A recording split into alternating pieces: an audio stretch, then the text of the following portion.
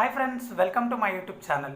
ఈరోజు మన టాపిక్ వచ్చేసి ఆఫ్టర్ కరోనా ప్రపంచవ్యాప్తంగా ఉన్నటువంటి ఒడిదుడుకుల్ని తట్టుకుంటూ భారత్ విదేశీ కంపెనీలను ఆకర్షించగలుగుతుందని చెప్తున్నారు అందరూ. మరి ఇందులో భాగంగా మేక్ ఇన్ ఇండియా దీన్ని తీసుకొస్తాం, తప్పకుండా మేక్ ఇన్ ఇండియాని మనం ముందుకు తీసుకుపోయేటటువంటి ప్రయత్నం చేస్తున్నామని చెప్పేసి కేంద్ర ప్రభుత్వం ప్రకటించడం జరిగింది. మరి మనకు కావాల్సింది మేక్ ఇన్ ఇండియానా లేకపోతే మేడ్ ఇన్ ఇండియానా అనేది చూద్దాం. మేక్ ఇన్ ఇండియాకి మేడ్ ఇన్ ఇండియాకి డిఫరెన్స్ ఏంటంటే, మేక్ ఇన్ ఇండియా అంటే అది ప్రొడక్షన్ ఏదైతే జరుగుతుందో మ్యానుఫ్యాక్చరింగ్ అనేది ఇండియాలోనే జరుగుతుంది. వాళ్ళ యొక్క ప్రొడక్ట్స్ యొక్క అమ్మకాలు కూడా ఇండియాలోనే జరిగేటటువంటి అవకాశం ఉంటుంది.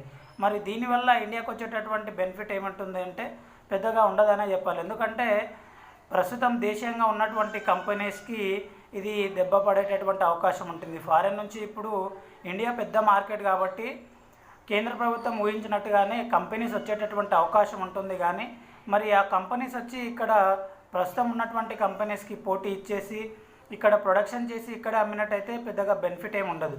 కాబట్టి దీన్ని మేక్ ఇన్ ఇండియాగా మార్చేటటువంటి అవకాశం మనం తీసుకున్నట్టయితే మనకు గ్లోబల్గా మనము అభివృద్ధి చెందేటటువంటి అవకాశం ఉంటుంది.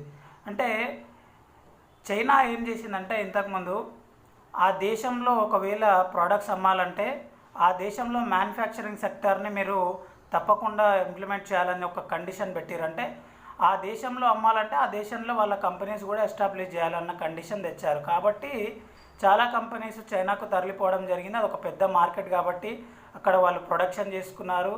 అక్కడ అమ్మడమే కాకుండా గ్లోబల్గా కూడా సప్లై చేస్తూ ఎక్స్పోర్ట్ చేస్తూ కంపెనీస్ అనేటివి ప్రాఫిట్స్ తెచ్చుకోవడానికి వారి ప్రయత్నాలు కొనసాగించడం జరిగింది. ఇది వాళ్ళు ఫాలో అవ్వడం ద్వారా చైనాకు ఎక్కువగా కంపెనీస్ వెళ్ళడం జరిగింది. మరి అదే ఇండియాలో ఈ స్ట్రాటజీ ఇంతవరకు వర్కౌట్ చేయలేదు. మరి ఇండియాలో మేడ్ ఇన్ ఇండియాలో భాగంగా మనం ఈ మేక్ ఇన్ ఇండియా నినాదాన్ని తీసుకొస్తూనే మేడ్ ఇన్ ఇండియా కూడా చేసేటటువంటి అవకాశం ఉంటే మరి ఇండియాకి ఇక్కడ జరిగినటువంటి ప్రొడక్షన్ అనేది ఎక్స్పోర్ట్ అవ్వడం జరుగుతుంది. తద్వారా ఎక్స్పోర్ట్ అయినటువంటి ప్రోడక్ట్స్ ద్వారా మనకు ఇన్కమ్ రెవెన్యూ జనరేట్ అవుతుంది. దీని ద్వారా గ్లోబల్ ఎకనామికల్గా ఇండియా కూడా బలపడేటటువంటి అవకాశం ఉంటుంది. ఇది మేక్ ఇన్ ఇండియాలో భాగంగా ఇండియాలో ప్రొడక్షన్ అయినటువంటి ప్రోడక్ట్స్ అనేవి గ్లోబల్గా మనం సప్లై చేసేసి ఎగుమతులు చేసిన ద్వారా మనం ఫారెన్ కంట్రీస్లో ఉన్నటువంటి డబ్బుని మనం ఎక్స్పోర్ట్స్ ఇంపోజ్ చేయడం ద్వారా మనము కేంద్రీకరించుకోవడం జరుగుతుంది. కాబట్టి మన ఇండియన్ ప్రోడక్ట్స్ కూడా ప్రపంచవ్యాప్తంగా మనం డిస్ట్రిబ్యూట్ చేసేటటువంటి అవకాశం ఉంటుంది. రీసెంట్గా మనం చూసినట్టయితే చైనాలో ఉన్నటువంటి కంపెనీస్, మరి అలాగే అమెరికాలో ఉన్నటువంటి కంపెనీస్, చాలా కంపెనీస్ ఇండియా ఒక పెద్ద మార్కెట్ కాబట్టి ఇక్కడికి రావడానికి వాళ్ళు చాలా అనేక రకాలైనటువంటి ప్రయత్నాలు చేస్తున్నారు. రీసెంట్గా అమెరికాలో ఉన్నటువంటి కంపెనీ యాపిల్ ఏదైతే ఉందో వాళ్ళ యొక్క ప్రొడక్షన్ సంబంధించినటువంటి ఫ్యాక్టరీని ఇక్కడ ఇండియాలో 20% ఎస్టాబ్లిష్ చేయాల్సినటువంటి అవసరం ఉందని చెప్పేసి వాళ్ళు ఒక ఆలోచన చేశారు. అలాగే లావా కంపెనీ కూడా వాళ్ళకు సంబంధించినటువంటి ప్రొడక్షన్కి సంబంధించినటువంటి ఒక సెక్టార్ని ఇక్కడ ఇండియాలో పెట్టాలని చూశారు. ఈ విషయం గమనించినటువంటి అమెరికా అధ్యక్షుడు ట్రంప్ ఏం చేశాడంటే యాపిల్ కంపెనీకి హుకుం జారీ చేశాడు. You are American company, then 100% production should be in America అని చెప్పేసి వాళ్ళకు ఒక నిబంధన పెట్టడం జరిగింది. అంటే దేశానికి ఫస్ట్ ప్రయారిటీ ఇవ్వాలి. ఎట్టి పరిస్థితుల్లోనూ యాపిల్ కంపెనీ ఇండియాకు తరలిపోవడానికి అవకాశం లేదు అని చెప్పేసి వారు హుకుం జారీ చేయడం జరిగింది. దీని ద్వారా యాపిల్ కూడా కొద్దిగా ఒక అడుగు వెనక్కి వేయాల్సినటువంటి అవసరం ఉంది. మరి వాళ్ళు ఆ దేశం యొక్క నిబంధనల్ని పాటిస్తారా లేదా అన్నది చూడాల్సినటువంటి అవసరం ఉంది. ఇప్పటికైతే ఇంకా ఎటువంటి నిర్ణయం తీసుకోలేదు. ఇటువంటి అనేక రకాలైనటువంటి కంపెనీస్, ఎందుకంటే ఇండియాలో ప్రపంచవ్యాప్తంగా చూసినట్టయితే సెల్ ఫోన్స్ వాడేవాళ్ళు ఇండియాలో 2వ ప్లేస్లో ఉన్నారు. అమెరికాలో మొదటిగా ఉంటుంది. దాదాపు 2018-2019 ఈ మధ్యకాలంలో మొబైల్ ఫోన్స్ అమ్మకాలు చూసినట్టయితే ఇండియాలో దాదాపుగా 16 కోట్ల మొబైల్ ఫోన్స్ కొనుగోలు చేయడం జరిగిందంటే ఒక పెద్ద మార్కెట్. ఈ పెద్ద మార్కెట్ని ఫారిన్ కంపెనీస్ అనేవి క్యాష్ చేసుకోవడానికి వారు ఇండియాలో పెట్టుబడి పెట్టడానికి ప్రయత్నిస్తున్నారు. మరి వివిధ రకాలైనటువంటి కంపెనీస్ ఇండియాకు వచ్చేటటువంటి అవకాశం ఉంటుంది. దీని ద్వారా మనకు ఇప్పుడు ఇండియాలో ఉన్నటువంటి కంపెనీ ఎఫెక్ట్ అవ్వకుండా చూసుకోవాలి, ఇదొకటి. ప్లస్ మేక్ ఇన్ ఇండియా జరగాలి, అలాగే ఖచ్చితంగా మేడ్ ఇన్ ఇండియాని మాత్రం ఖచ్చితంగా ప్రమోట్ చేయాల్సినటువంటి అవసరం ఉంది. ఇండియాలో ఉన్నటువంటి బ్రాండ్స్ అన్నిటికీ ప్రపంచవ్యాప్తంగా విశ్వవ్యాప్తం చేసినట్టయితే మనకు ఎక్స్పోర్ట్స్ పెరిగేటటువంటి అవకాశం ఉంటుంది. ఇప్పుడు 2003 ఆ ప్రాంతంలో చైనా యొక్క గ్లోబల్ జీడిపిలో 4% ఉంది ఎక్స్పోర్ట్స్ వాళ్ళవి. అదే 2018కి వచ్చేంత వరకు వాళ్ళు 16%కి వాళ్ళు పెంచుకోవడం జరిగిందంటే వాళ్ళు ప్రపంచవ్యాప్తంగా ఒక లార్జెస్ట్ ఎక్స్పోర్ట్ కంట్రీగా మారడం జరిగింది. ఇదే విధంగా మనం ఇండియాలో కూడా ఎక్కువగా ఎక్స్పోర్ట్ చేయడానికి ప్రాధాన్యత ఇచ్చినట్టయితే ఎకనామికల్గా గ్లోబల్గా మనకు ఇండియాకు మరింత అభివృద్ధి చేకూరేటటువంటి అవకాశం ఉంటుంది. మరి అదేవిధంగా ఇండియాలో మ్యానుఫ్యాక్చరింగ్ సెక్టార్లో ఎక్స్పోర్ట్స్ ఇప్పుడు ప్రస్తుతానికి మన దగ్గర జన్యు మార్పిడి అయినటువంటి ఫుడ్ ఎక్కువగా ఉండదు, ఎందుకంటే మన దగ్గర న్యాచురల్గా పండిస్తూ ఉంటారు. ఇప్పుడు ప్రస్తుతం భారతదేశం మాంసానికి సంబంధించినటువంటి ఎగుమతులు, పండ్లకు సంబంధించినటువంటి ఎగుమతులు, తేనెకు సంబంధించినటువంటి ఎగుమతులు ఎక్కువగా చేస్తుంది. అదేవిధంగా ఇప్పుడు రీసెంట్గా కేంద్ర ప్రభుత్వం ఏం చేసిందంటే ఇప్పుడు ఏవైతే ఎక్స్పోర్ట్ చేస్తున్నామో దానికి అదనంగా మనం గ్రేప్స్ కానీ, అలాగే ఆలుగడ్డలు కానీ, దుంపలకు సంబంధించినటువంటివి, సోయాకి సంబంధించినటువంటివి, గ్రౌండ్ నట్స్కి సంబంధించినటువంటి ప్రోడక్ట్స్ని ఎక్కువగా గ్లోబల్ సప్లై చేయాలి, ఎక్స్పోర్ట్ చేయాలి. తద్వారా ఎక్స్పోర్ట్స్ ఇన్కమ్ మనం తీసుకోవాలన్నటువంటి నిర్ణయం లాక్డౌన్ కంటే ముందు తీసుకోవడం జరిగింది. అన్ఫార్చునేట్గా లాక్డౌన్ వల్ల అది ఇప్పుడు ప్రస్తుతానికి స్ట్రక్ అయింది. మరి త్వరలోనే దీన్ని ఇంప్లిమెంట్ చేసేటటువంటి అవకాశం ఉంటుంది. ఎందుకంటే గ్లోబల్గా మనకు ఎప్పుడైతే ఎక్స్పోర్ట్స్ పెరుగుతాయో ఫారెన్ రెవెన్యూ జనరేట్ అవుతుంది, గ్లోబల్గా మనకు ఇన్కమ్ అనేది జనరేట్ అవ్వడం జరుగుతుంది. అలాగే ఇప్పుడు మ్యానుఫ్యాక్చరింగ్ సెక్టార్లో మనకు మెయిన్గా చూసినట్టయితే టెక్స్టైల్ పరిశ్రమ ఇంతకుముందు ఇండియాలో గ్లోబల్గా చూసినట్టయితే 2003 సర్వేస్ ప్రకారం ప్రపంచవ్యాప్తంగా ఉన్నటువంటి వస్తు ఉత్పత్తిలో 3% ఇండియాది ఉండేది. ఇది 2003 నుంచి 2018కి 5% మాత్రమే పెరిగింది. మరి ఇదే టైంలో వియత్నాం, బంగ్లాదేశ్లు మనకంటే తక్కువగా ఉన్నప్పటి స్టేజ్ నుంచి 6.4-6.5%కి వాళ్ళు టెక్స్టైల్ పరిశ్రమని వారు అభివృద్ధి చెందుకోవడం జరిగింది. ఇండియాలో ఇప్పుడు పర్సంటేజ్ పెరగలేదంటే పెరిగిందని చెప్పొచ్చు, కానీ బట్ 2003లో చూసినట్టయితే వియత్నాంకి, బంగ్లాదేశ్కి టెక్స్టైల్ పరిశ్రమలో అంతగా డెవలప్మెంట్ లేదు.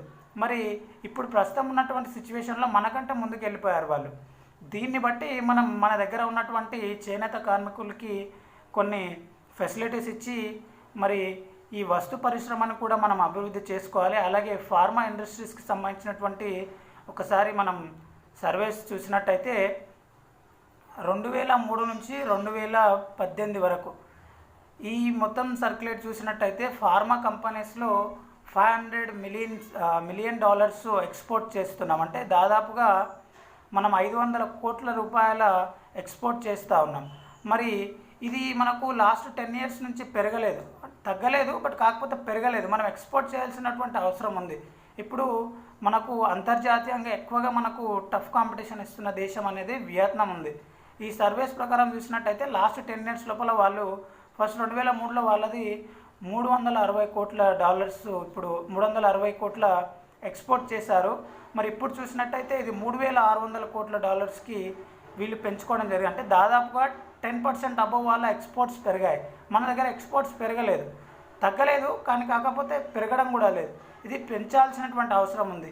ప్రస్తుతం సీజన్ ప్రకారం మనం చూసినట్టయితే ఇండియాలో పెద్ద మార్కెట్, ఇండియాలోనే కాదు గ్లోబల్గా మన మామిడి పళ్ళకు చాలా మంచి డిమాండ్ ఉంటుంది.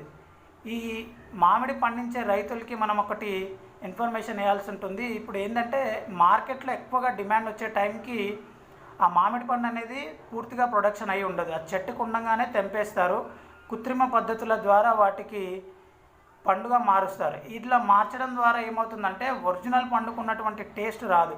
ఒక 10 సంవత్సరాల కింద ఉన్నటువంటి ప్రొడక్షన్ విధానం వేరు, ఇప్పుడు ఉన్నటువంటి ప్రొడక్షన్ విధానం పూర్తిగా మారిపోయింది. మార్కెట్లోకి తొందరగా వచ్చేయాలన్న ఉద్దేశంతో ఆ పండు మాగక ముందే ఏం చేస్తారంటే కట్ చేసేసి కృత్రిమ పద్ధతుల ద్వారా పండుని తయారు చేయడం వల్ల ఒరిజినల్ టేస్ట్ రావట్లేదు. దీన్ని మనం మామిడి పండించే రైతులకు కొద్దిగా అవగాహన కార్యక్రమాలు చేపట్టి చెట్టుకే పండయ్యేటటువంటి సౌలభ్యం ఒకవేళ ఏర్పరిచినట్టయితే దాని ద్వారా ఎక్స్పోర్ట్ చేసినట్టయితే గ్లోబల్గా మనకు మార్కెట్లో మామిడి పండ్లకు కూడా మంచి డిమాండ్ ఏర్పడడం జరుగుతుంది. ఎందుకంటే ఇనీషియల్లీ మార్కెట్లోకి మామిడి పండ్లు వచ్చినప్పుడు ఎక్కువ డిమాండ్ ఉంటుంది, రేట్ ఎక్కువ ఉంటుంది. మరి అలాగే రాను రాను మామిడి పండ్లు ఎక్కువగా వచ్చేటప్పటికి రేటు పడిపోతూ ఉంటుంది. ఎందుకు పడిపోతూ ఉంటుంది అంటే డిమాండ్ అదే ఉంటుంది కానీ సప్లై పెరుగుతుంది. సప్లై పెరగడం ద్వారా డిమాండ్లో ఎటువంటి చేంజ్ లేకపోతే ఆటోమేటిక్గా ప్రైజెస్ పడిపోతూ ఉంటాయి.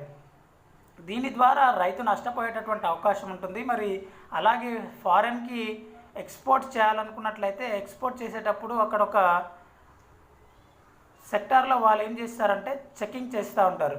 ఈ చెకింగ్ ఏ విధంగా ఉంటుందంటే మనం ఎంపీఎల్ ద్వారా వాళ్ళు ఈ కృత్రిమ పద్ధతుల ద్వారా మనం ఏదైతే ప్రొడక్షన్ చేస్తూ ఉంటామో ఆ ప్రొడక్షన్ చేసినటువంటి ప్రోడక్ట్స్కి వాళ్ళు ఒక టెస్ట్ చేస్తూ ఉంటారు. ఎందుకంటే మనం రసాయనాలు వాడుతూ ఉంటాం. ఆ రసాయనాలు వాడినట్లయితే ఒరిజినల్ ప్రోడక్ట్లో ఏమైపోతుందంటే ఆ రసాయనాలు కొన్ని అలాగే ఉండిపోయేటటువంటి అవకాశం ఉంటుంది. కాబట్టి వాళ్ళు ఒక టెస్ట్ చేస్తారు. ఎంపీఎల్ మ్యాక్సిమం పర్మిషన్ లిమిట్ అనేది టెస్ట్ ఉంటుంది. ఆ పర్మిషన్కి తగ్గట్టు అంత లోపల ఉన్నటువంటివి మాత్రమే అలో చేస్తారు. ఒకవేళ రసాయన పదార్థాలు ఎక్కువగా ఉన్నట్టయితే ఎక్స్పోర్ట్ చేయడానికి ప్రభుత్వం అనేది పర్మిషన్ ఇవ్వదు.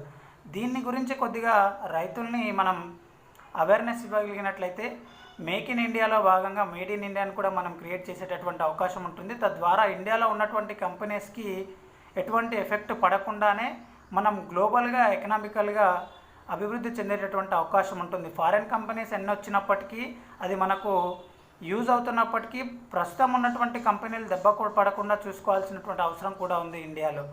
మరి దీని గురించి మేక్ ఇన్ ఇండియాలో మేడ్ ఇన్ ఇండియా గురించి మీ అభిప్రాయం ఏమనుకుంటున్నారో ఒకసారి మీరు కంప్లీట్గా వీడియో చూసినట్టయితే మీ అభిప్రాయాన్ని తప్పకుండా షేర్ చేస్తారని అనుకుంటున్నాను. ఈ వీడియో మీకు నచ్చినట్టయితే లైక్ చేయండి, షేర్ చేయండి, కమెంట్ చేయండి. తప్పకుండా నా ఛానల్ని సబ్స్క్రైబ్ చేసుకోండి. Thank you so much.